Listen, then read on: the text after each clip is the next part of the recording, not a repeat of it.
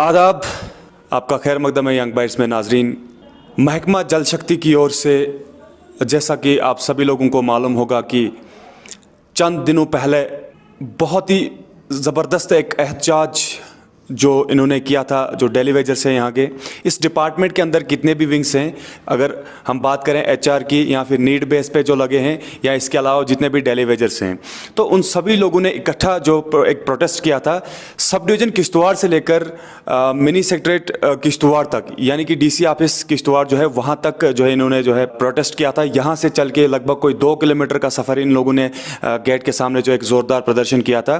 तो आप सभी लोगों को वो दिन याद होगा कि उनकी डिमांड्स क्या है और क्यों जो है बार बार वो प्रोटेस्ट करते हैं। और इसी के साथ साथ अगर हम बात करना चाहेंगे कि ज़िला किश्तवाड़ के अंदर आज वो कामचोर हड़ताल पे हैं और उसकी वजह से जो है परमानेंट स्टाफ की कमी होने के कारण जो है लोगों को भी इससे काफ़ी ज़्यादा दिक्कतें आती हैं। तो इसी सब पे बात करने के लिए हमारे साथ बिहारी लाल जी जुड़े हैं। इनसे भी जानना चाहेंगे कि आप क्या इस समय कितनी ज़्यादा मुश्किलातें आती है, जहां अगर हम डेली वेजर जितने भी हैं वो उनकी बात करें तो कहीं ना कहीं उनकी संख्या जो है, उनकी स्ट्रेंथ जो है इस डिपार्टमेंट के अंदर बहुत ज़्यादा, और वो बहुत लगभग कोई 70% काम वही निभाते थे। तो आज इनको कितनी मुश्किलातें आती होंगी जानने की कोशिश करते हैं। तो बिहारीलाल जी, आप बताएं क्या कितनी मुश्किलातें आती है आप आजकल आपको? सर, हम पहले ही आपके चैनल के ज़रिए गवर्नमेंट को, हाई अथॉरिटी को, ज़िला एडमिनिस्ट्रेशन को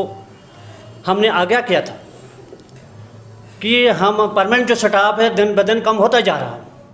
अभी हम आपको एक आंकड़ा यहाँ बताएंगे। डिस्ट्रिक्ट के अंदर परमानेंट स्टाफ विद जेईज सुपरवाइजर 300 के आसपास है, डेली वेजर 1552 के आसपास है। यानी हर तौर से ग्रेविटी को भी लीजिए, लाइन में भी लीजिए, हम पे भारी हैं। अगर एक बड़ी ग्रेविटी है उसमें हम परमानेंट एक है, ये 10 है उस ग्रेविटी पे, मतलब 16-15 किलोमीटर ग्रेविटी की बात कीजिएगा आप, तो बाहर जो फील्ड में है ये हम पे भारी हैं। तो इस वक्त जो हमने पहले भी आपके चैनल के ज़रिए हमने बोला था कि डेली वेजरों की जो हड़ताल जो अभी चल रही है, इन्होंने कहा अब ये वार पार की लड़ाई हमारी होगी, तो जिसकी वजह से पूरे निज़ाम पे असर पड़ा है। क्या लोग आपको बीच में तंग करते हैं कि जहाँ पे आपको मतलब एक ही फील्ड की अगर बात करें तो वहाँ पे डेली वेजर्स 10 एम्प्लॉयज़ होते हैं और परमानेंट सिर्फ 1 या 2, तो आज वो 10 बाहर हैं क्योंकि वो काम नहीं करते, वो कामचोर हड़ताल पे हैं, तो सिर्फ 2 ही हैं उस फील्ड में।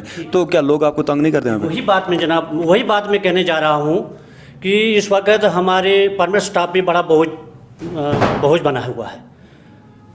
अब हमारा हमसे कहीं 8 घंटे ड्यूटी ली जाती थी, इस वक्त हमसे ज़्यादा ड्यूटी ली जा रही है, और कहीं कहीं गांव से सीटों में उतार के लाए हैं। कहीं हमारे परमिटों को गांव से सीटों में उतार के लाया है।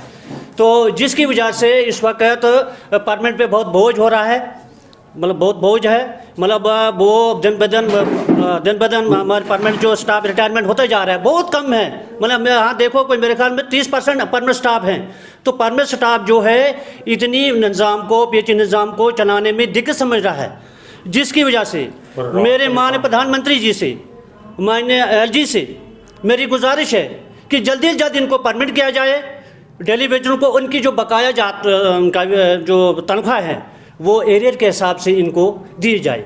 अगर खुदा ना खास करे, अगर ऐसी हालत आगे चलती रही, हड़तालें चलती रही, अगर इनको बाहर का रास्ता दिखाया गया तो निज़ाम जो है पीएचई का स्टेट के अंदर में दावे से कह रहा हूँ ठप हो जाएगा। क्योंकि हमारे पास परमानेंट दिन 22 में तो पूरा आंकड़ा साफ है हमारा परमानेंटों का।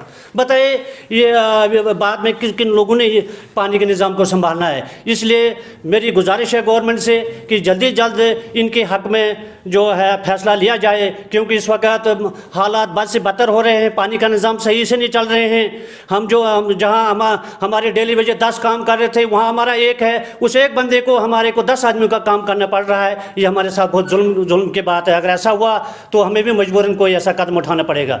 हम ठीक है, हम तनख्वाह लेते हैं, हमने काम करना है, मैंने उतना ही काम कर सकते हैं जितना हम पे उठाने की ताकत है। तो इस वक्त जो मेरा साथी 20 किलो बोझ उठाता है उसको 30-40 किलो उठाना पड़ रहा है। तो ना आगे भी उसका वो सिस्टम जो सही नहीं चल रहा है।